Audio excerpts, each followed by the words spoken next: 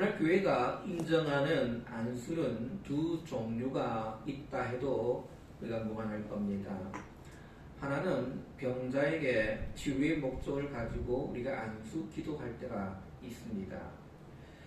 그리고 또 하나는 교회가 어떤 직책을 위임할 때에 예를 들면 목사나 장로 아니면 선교사를 떠난 이들에게 교회가 하나님의 특별한 일을 위임할 때에 안수하게 됩니다. 그 외에는 교회 내에서 특별하게 안수하는 일이 많이 없을 거예요. 우리가 그 중에 하나 더 찾는다면은 우리가 목회자가 이제 성도를 축복할 때 축복 안수기도를 할 때도 있습니다. 그러나 보통 일반적인 안수는 두 종류라 해도 무관할 겁니다. 오늘 본문의 말씀에 보면은 하나님께서 대제사장과 그리고 제사장을 뽑아서 위임식을 하게 됩니다. 물론 대제사장과 다른 제사장들은 하나님께서 뽑으신 자들입니다. 하나님께서 일을 하실 때 일꾼을 직접 뽑으십니다. 중요한 것은 오늘 제사 드릴 제사장을 미리 뽑으신 거죠. 누가 제사장이 되고 싶다 해서 제사장을 뽑고 제사장이 되기 싫은데 억지로 그를 제사장으로 뽑는 것은 절대 아닌 겁니다. 하나님께서 이스라엘 자손들에게 누구든지 제사장이 되고 싶은 사람은 언제까지 나와라, 내가 그들 중에 뽑겠다 라고 해서 그들 중에서 제사장을 뽑은 게 아닙니다. 우리 군에 가보면은 훈련시킬 때, 군인들을 훈련시킬 때 이제 교관이 저 나무까지 왕복 빨리 도로는 선착순 3명 이렇게 하면은 그 즉시 군인들이 어떻게 합니까? 그 나무까지 전력 집중해서 그 선착순 3명에 들어가기 위해서 땀 흘리게 뜁니다. 그래서 선착순 3명 안에 들면은 교관이 쉬게 해주고 나머지 사람도 또 훈련시키게 됩니다. 하나님께서 오늘 우리에게 제사장을 뽑을 때 그런 방법으로 몇 며칠까지 선착순 3명 이렇게 뽑으신 게 아니죠. 하나님께서는 이미 아론과 그의 아들들을 대제사장과 제사장으로 선택하였습니다. 1절 말씀에 보면 내가 그들에게 나를 섬길 제사장 직분을 위임하여 그들을 거룩하게 할 일은 이러하니 라고 했습니다. 요게 그들이 누굽니까? 바로 아론과 그의 아들들이라는 얘기입니다. 하나님께서는 언제나 하나님의 제사장을 뽑으실 때는 친히 뽑으십니다. 가인과 아벨 중에서 누가 제사장일까요? 바로 아벨입니다. 그리고 야곱과 에서 중에서는 누가 제사장입니까? 하나님께서 그들 중에 에서를 선택하지 않고 바로 야곱을 선택하셨습니다. 그와 마찬가지로 이스라엘 백성들 중에서 오늘 하나님은 아론과 그의 아들들을 제사장으로 선택하셨다 얘기입니다. 물론 이들보다 더 훌륭하고요 뛰어난 이들이 더 있었을 것입니다. 아론보다 더 잘생기고 건장하고 그리고 지혜로운 사람도 있었을 것입니다. 그럼에도 불구하고 하나님께서는 보잘것없는 이들을 제사장으로 세우셨다는 사실이죠. 그 이유가 무엇이겠습니까? 이 문제는 우리의 신앙의 본질과 관련되어진 문제인 겁니다. 왜냐하면 신앙이라는 것이요 우리 안에 있는 어떤 종교적인 본성에 대해서 표현할 것인가, 아니면 나에게 찾아오는 하나님의 은혜에 대한 반응인가 라는 문제입니다. 더 쉽게 얘기를 하면 이거예요. 사람 안에는 누구든지 신을 찾고자 하는 신에 대한 열망들이 있습니다. 그 신에 대한 그 본성을 가지고 사람들은 어떻게 하든지 자신의 방법대로 하나님을 예배하려고 합니다. 인도 사람은 인도의 방식을 따른 신앙이 있고 일본 사람은 일본인의 신앙의 방식이 있을 것입니다. 누군지 자기 안에서 느껴지는 그 신에 대한 그 열망에 대해서 그래서 종교를 만들고 찾고 있지 않습니까? 그러나 성경은 우리에게 어떻게 말씀합니까? 성경은 반드시 하나님께서 주신 은혜에 대한 반응이어야 한다라고 말씀합니다. 하나님께서 부르시지 아니하였는데 우리가 하나님께 나갈 수 있는 사람은 아무도 없다는 거예요. 하나님 불러주셔야만이 나갈 수 있어요. 하나님은 먼저 사랑하지 아니하였는데 불구하고 우리가 믿음을 가질 수 있는 사람은 없습니다. 하나님께서 용서해 준다는 말씀도 하지 아니하였는데 오늘 우리가 재물을 가지고 나와서 제사 드릴 사람은 아무도 없다는 겁니다. 다시 말하면 신앙은 언제나 하나님 쪽에서부터 시작이 된다는 겁니다. 나에게서부터 시작되는 게 아니에요. 세상의 많은 종교들은 언제나 자기에서부터 시작이 되어져요. 내가 신을 찾음을 통해서 내가 어떤 신에 대한 열망이 있어서 그 신에 대한 표현의 방법으로 신을 찾고 그리고 신을 믿고 나가는 겁니다. 그러나 오늘 우리의 기독교는 다르다는 거예요. 언제나 하나님 쪽에서 하나님께서 은혜를 허락해 주시면 은혜를 주시면 그 은혜에 대한 반응으로 우리가 나아갈 수 있고 용서함 받을 수 있고 하나님의 예배를 드릴 수 있다는 사실이에요. 언제나 우리의 구원이요 우리 안에 있는 어떤 종교적인 본성에 두지 않습니다. 만약에 그런 종교적인 본성에 둔다라고 한다면은 우리의 상태가 좋을 때는 우리가 구원을 받고 우리의 상태가 조금 죄를 짓고 좋지 않을 때는 우리의 구원이 수포로 돌아갈 수가 있는 거죠. 그래서 하나님께서는 그 구원을 하나님의 그 자신의 그 변하지 않는 성품 안에 두고 계시는 겁니다. 하나님은 변하지 않는 분이에요. 우리는 늘 변합니다. 우리의 상태에 따라서 좋을 수도 있고 나쁠 수도 있어요. 그래서 구원을 우리의 그 상태에 두시는 것이 아니라 하나님의 그 변하지 않는 그 성품 안에 하나님께서 구원을 두고 있다는 겁니다. 그래서 우리가 하나님께서 우리에게 주신 그 은혜에 대한 반응으로 우리는 하나님께 나아갈 수가 있다 얘기입니다. 그래서 구원은 언제나 내게 주도권이 있는 것이 아니라 하나님께 주도권이 있는 거예요. 하나님께 주도권이 있어요. 내가 구원 받고 싶다 해가지고 하나님 내 구원 주세요 라고 아무리 외쳐도 구원은 이루어지지 않습니다. 하나님 우리는 긍휼히 여기시고 우리 구원을 베풀으셔야만이 구원이 이루어진다는 사실을 꼭 기억하시기를 간절히 바랍니다. 오늘 본문에 보면은 제사장의 위임은 크게 두 부분으로 나눌 수 있는데 하나는 제사장을 하나님 앞에서 온전케 하는 게 있고요. 그래서 물로 씻고 화려한 제사장의 옷을 입히고 그 다음에 기름을 머리에 부어 거룩하게 합니다. 그리고 그로 하여금 이제 하나님께 자신을 위한 첫 제사를 드리게 함으로써 이제 그의 인생과 사역을 하나님께 온전히 바치도록 하였습니다.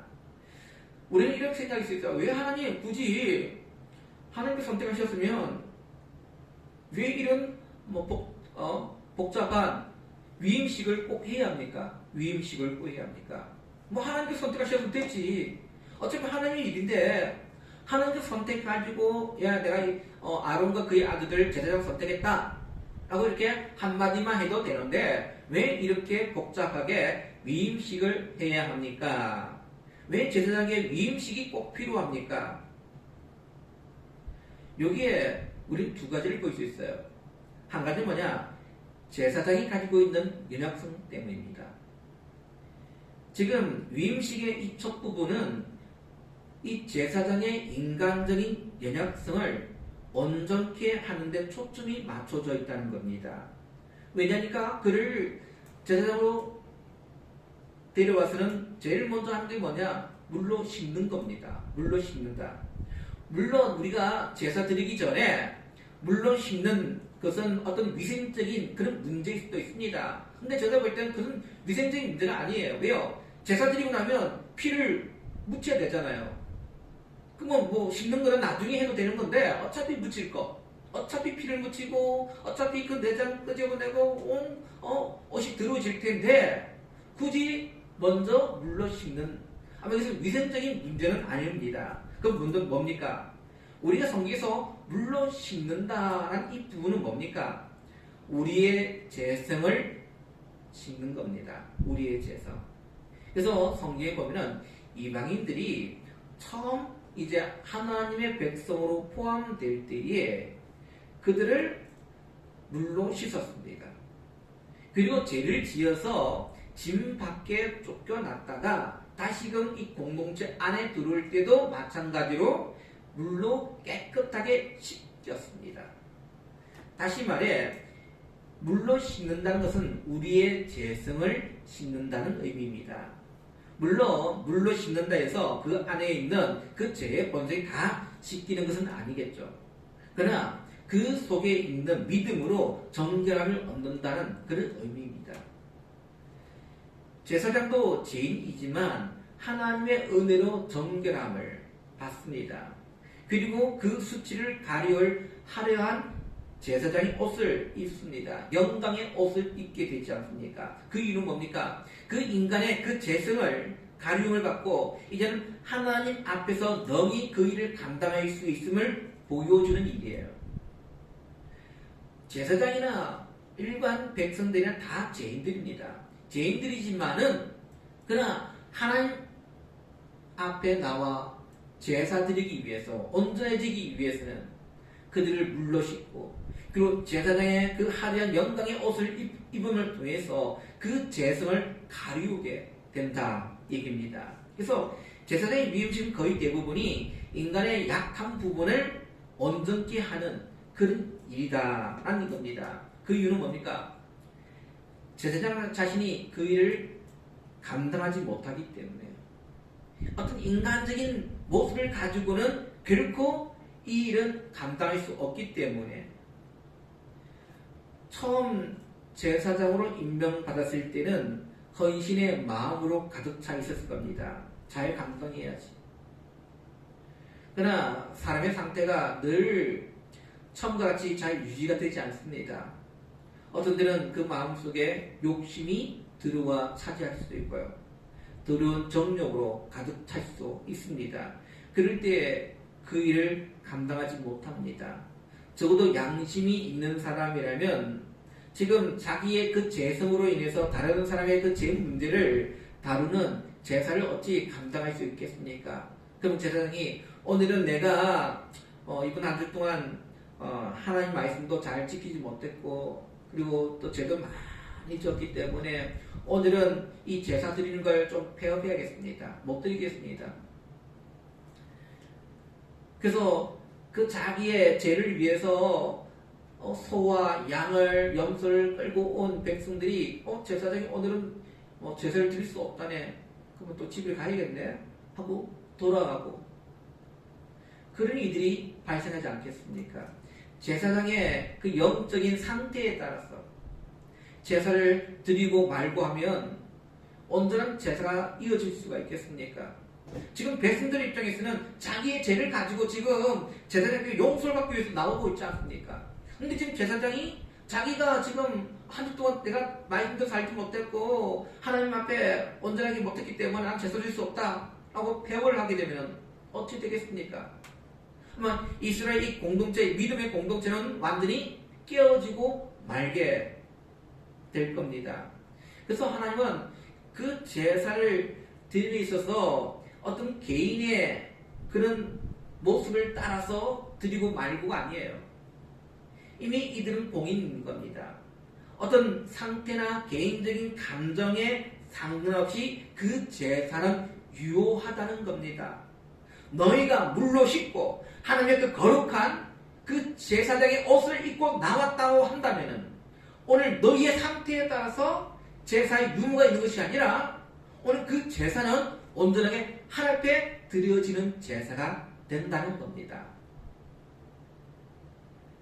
만약에 이러지 않는다면 이스라엘 백성들은 늘 제사장 상태를 유심히 봐야 될 거예요. 예를 들면 오늘 제사장이 드릴 수 있는 하나님의 제사를 드릴 수 있는 영적 상태다. 그러면 이 제사장의 집에 동그라미 깃발을 내들고 오늘은 좀 제사장의 상태가 좀 안 좋다. 그래서 꼭 꽃표 깃발을 내리고 그래서 백성들 그걸 보고 오늘 제사 드릴 수 있겠네 하고 나오고 오늘 제사장이 영적 상태가 안 좋으니까 오늘 우리 쉬어야겠네.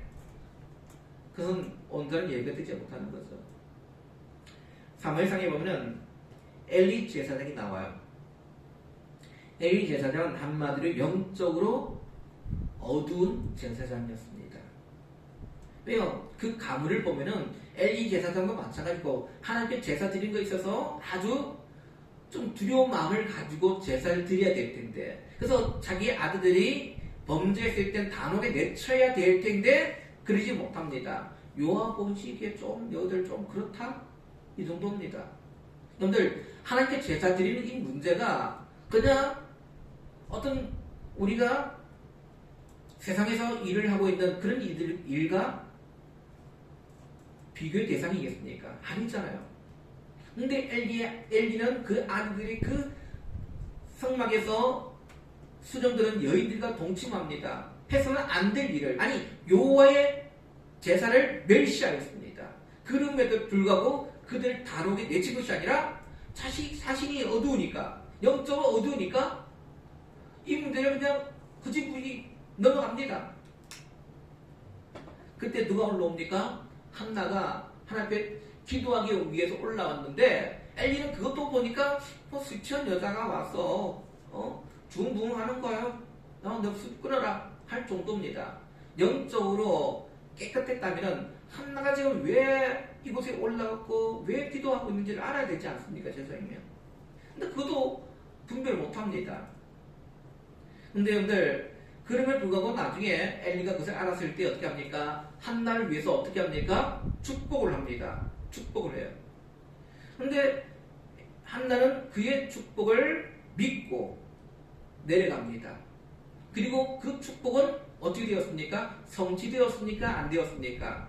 그대로 성취가 되었습니다. 하나님께서는 영적으로 어두운 제사장을 통해서도 일을 하시는 걸 봅니다. 왜요? 그가 입고 있는 게 뭡니까? 영광스러운 제사장의 옷이거든요. 제사장의 어떤 영적 상태에 따라서 들어주고 안 들어주고 아니에요. 오늘 영적 어두운 제사장이 할지라도 하나님은 그 제사장의 기도를 그대로 응답하셨다는 것을 볼 수가 있는 겁니다.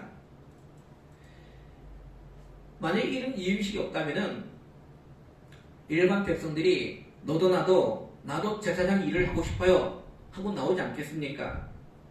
왜냐하면 사람들이 가장 해보고 싶은 일들 가운데에 하나가 어떤 절대적인 위치에 서보는 겁니다. 종교적인 그런 일에 있어서 집 이스라엘 사이에서 이 종교에 있어서 가장 절대적인 위치가 누굽니까? 바로 제사장이거든요. 우리도 제사장 하고 싶다. 야, 보니까 아론, 너 보니까 그렇게 뭐 우리보다 좀 뛰어난 것도 없고 가문도 그렇고 우리도 충분히 할 수 있는 거 아니야? 하고 나오지 않겠습니까? 자기도 인간이고 나도 인간인데 나라도 뭐 그거 못할 게 뭐 있냐 하고 나올 수 있을 것입니다. 그래서 하나님은 이 위임식을 통해서 완전히 이 직분을 오늘 이들과 분리시키지 않으면 안 되는 거예요. 내가 이들을 선택했다는 겁니다. 어느 누구에도 이 일을 다른 사람에게 맡기지 않겠습니다. 유다 왕 중에 우시아라는 왕이 있습니다. 훌륭한 왕이에요. 좋은 왕이었습니다. 선한 왕이었습니다. 근데 그가 하나님 앞에 범죄합니다. 어떤 죄를 졌냐? 자신이 직접 제사를 드리지 못한 것에 대한 불만이 있었습니다. 나는 하나님 앞에 선한 왕이고 좋은 왕인데 뭐 나도 하나님 앞에 제사 드리는 일 나도 할 수 있지 않냐? 그래서 오늘 직접 분양을 합니다. 하나님 앞에. 그럴 때 하나님은 우시아 왕을 어떻게 하셨습니까? 야, 제사장이니까 비밀리하니까 그래 니라도 좀 나와서 예배드리면 좋지 하고 그 예배를 받지 아니했습니다. 오히려 우시아 왕을 쳐버립니다. 그래서 우시아 왕이 나병이 생기게 됩니다. 그리고 그는 별궁에서 더 이상 나오지를 못합니다. 하나님의 존전에서 필요한 것은 자기가 가지고 있는 능력이 아니에요. 온전히 겸손인 겁니다. 겸손. 겸손 없이 능력만 가지고 나가게 되면 하나님 아무리 훌륭한 우시아 왕이라 할지라도 그를 치신다는 겁니다. 오늘 하나님은 지금 이 위임식을 통해서 이런 일들을 우리에게 보여주고 있는 거예요. 이 일은 능력의 문제가 아니야. 내가 선택한 자를 통해서 오늘 하나님의 일을 할 거야 하고 말씀하고 있는 겁니다. 종교개혁자들이 우리가 하나님 앞에 거룩하게 되는 이 문제를 가지고 믿음이란 이 부분을 매우 강조를 합니다. 믿음 없이는 안 된다는 겁니다. 그래서 이 믿음이란 이 진리에 불을 붙이게 되지 않습니까? 믿음으로 거룩하게 되기 때문에 더 이상 사제는 필요 없다는 겁니다. 왜냐하면 이 사제 의식은 마치 구약에 나타나고 있는 이 제사장의 모습과 비슷합니다. 누구든지 자기의 입으로 자신의 죄를 고백하면 용서받을 수 있는데, 믿음으로 우리가 용서받을 수 있는데 굳이 사제에 가지고 자기의 죄를 고백합니다. 그리고 사제가 그 사람의 죄를 다 듣고 어떻게 합니까? 내가 너의 죄를 용서해 주겠다 하고 용서해 줍니다. 다시 말하면 그 중보 자리에 예수 그리스도가 아닌 사제가 들어가게 되는 거예요. 그래서 종교개혁은 한마디로 말하면 하나님과 우리 인간 사이에 그 중재자 역할을 하고 있는 이 사람을 띄어져 있는 것을 빼버리는 거예요. 빼버리는 거. 더 이상 그 사람에 의해서가 오늘 우리 중재하는 것이 아니라 우리는 믿음을 가지고 하나님 앞에 갈 수 있다는 겁니다. 이게 한마디로 말하면 만인 제사장술이에요. 만인 제사장. 다시 말해 오늘 우리 모든 사람들은 다 하나님 앞에 거룩한 제사장인 겁니다. 제사장. 과거 율법에는 구약시대는 제사장 하나님께서 선택하신 자만이 제사장이 할 수 있었어요. 그러나 지금은 우리가 누구든지 하나님 앞에 우리의 죄를 가지고 나갈 수 있는 그런 제사장 사실은 우리가 기억해야 되는 거죠. 믿음의 성도들, 그때서 우리가 이 만인 제사장설을 주장했던 이 루터 그리고 종교개혁자들이 교회 안에서 이제 그 이상 목사 필요 없겠네? 그렇게 주장했을까요? 그건 아니었습니다. 교회 안에 직분 가운데 목사의 직분을 그들이 무시한 것이 아니라 어찌 보면 성도의 유익을 위해서는 목사의 직분이 중요하다고 얘기를 합니다. 모든 직업이 다 하나님의 일이지만 특히 교회의 유익을 위해서 부름을 받은 직분은 분명히 구별되어야 한다는 겁니다. 그래서 지금도 목사 위임식을 할 때, 아니 목사로 우리가 이제 할 때에 제일 먼저 한 것이 바로 목사에게 안수하는 겁니다. 안수. 구약의 제사장에게 안수했던 것처럼 목사에게도 지금도 안수를 합니다. 왜요? 거룩하게 구별되었기 때문에. 아무나 그 일을 할 수 없기 때문에. 오늘 해중교회가 있습니다. 해중교회. 그 해중교회의 특징이 뭐냐면은 그 해중 가운데 한 사람을 이제 말씀을 가르치도록 합니다. 그러면 쉽게 말하면 평신도 중에서 오늘 내가 좀 기도해 보니까 조금 하나님의 응답이 있고 좀 영적으로 뜨거워요. 그럼 그 사람이 설교를 하는 겁니다. 근데 오늘날 우리 장로교회나 기타 다른 우리 보수교단들은 그렇지 않습니다. 목사로 구별되어진 자에게 목회의 일을 맡깁니다. 목양의 일을 맡기고 있지 않습니까? 그래서 성경을 가르치는 이 직분은 다른 어떤 직분보다도 많은 자격을 요구하고 있습니다. 평신도보다 더 엄격한 잣대를 드러내미고 있다는 겁니다. 왜요? 그만큼 중요하다는 거예요. 중요하다. 하나님께서 이 일에 나를 부르셨는가? 소명 없이 우리가 하나님의 구별되어 일을 하게 되어지면 결국은 그 공동체도 망하게 된다는 사실을 기억해야 합니다. 특별히 우리가 교회 모든 은사들은 객관적인 검증이 필요합니다. 내가 은사가 있다 해서 교회에서 그걸 다 인정하는 것은 절대 아닙니다. 사도 바울이 처음 주님을 만났을 때 주님께서 사도 바울에게 소명을 주신 게 있었습니다. 이방인의 사도로 내가 불렀다는 겁니다.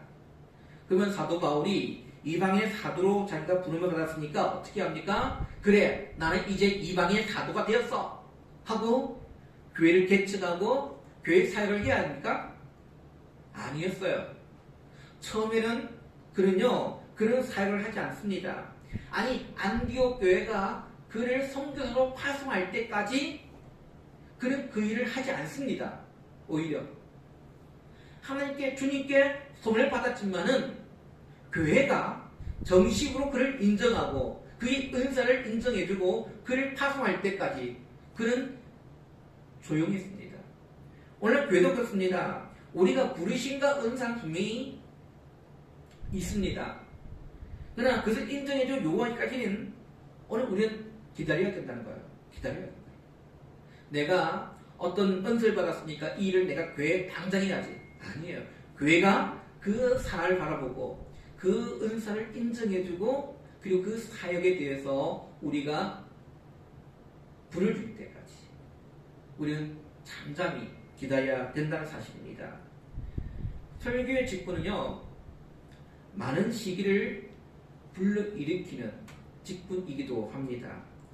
왜냐하니까 설교를 잘 해도 그렇고 잘하지 못해도 그렇습니다.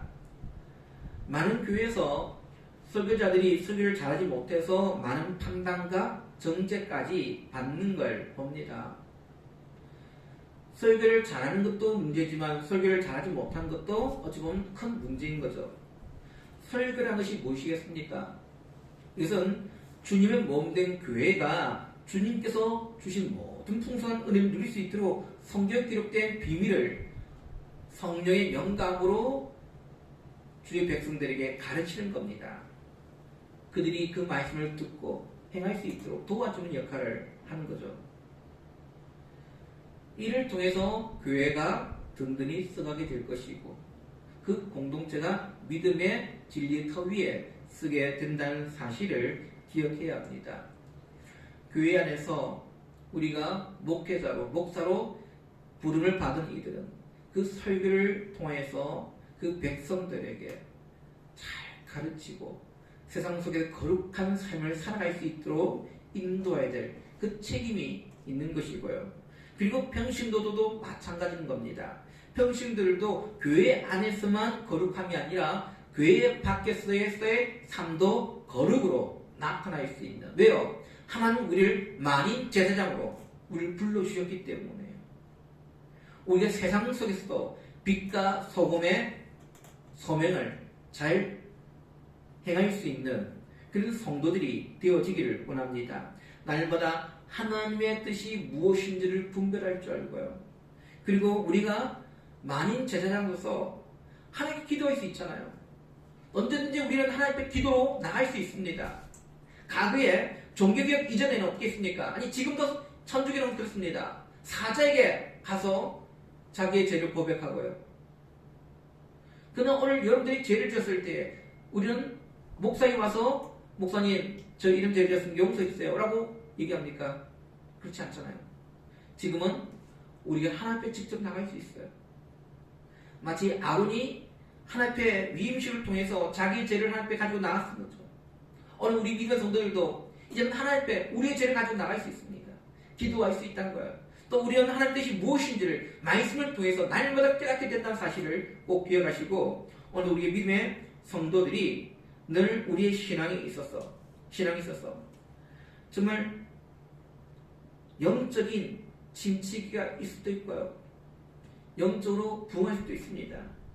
그러나 하나님은 우리에게 향한 그 구원은 우리의 상태에 따라서 자주되는 것이 아니라 하나님의 그 변하지 않는 그 성품망에 오늘 두셨다는 사실을 기억하시고 이 땅 가운데 언제나 하나님의 은혜 가운데 머물 수 있는, 그리고 이 세상 속에서 우리가 세상을 향한 제사장의 그 사역들을 감당할 줄 아는 그 우리 믿음의 성도 이름 되시기를 주님의 이름으로 축원드립니다. 기도합니다. 성도신 아버지 하나님 감사합니다. 오늘 우리의 공동체가 믿음의 진리 위에 늘 바르게 서가기를 원합니다. 오늘 아론과 그의 아들들을 대제사장과 제사장을 세우는 위임식을 통해서 그 개인의 그 연약성, 그 재성을 영광의 거룩한 제사장 옷을 통해서 덮어주고 가리웠던 것처럼 오늘도 우리가 하나님 앞에 나갈 때에 우리를 성도의 아름다운 옷으로 갈아입혀 주시고 이 세상 가운데 제사장의 고귀한 사명들을 감당할 수 있는 주의 백성들이 되어줄 수 있도록 도와주셨기를 원하고 바라옵니다. 세상의 빛의 사명, 소금의 사명이 되어서 수많은 영혼들을 주님께로 온전하게 인도할 수 있도록 저희들을 사용하여 주옵소서. 예수님의 이름으로 기도드리옵나이다. 아멘. 우리 함께 찬양 드리겠습니다.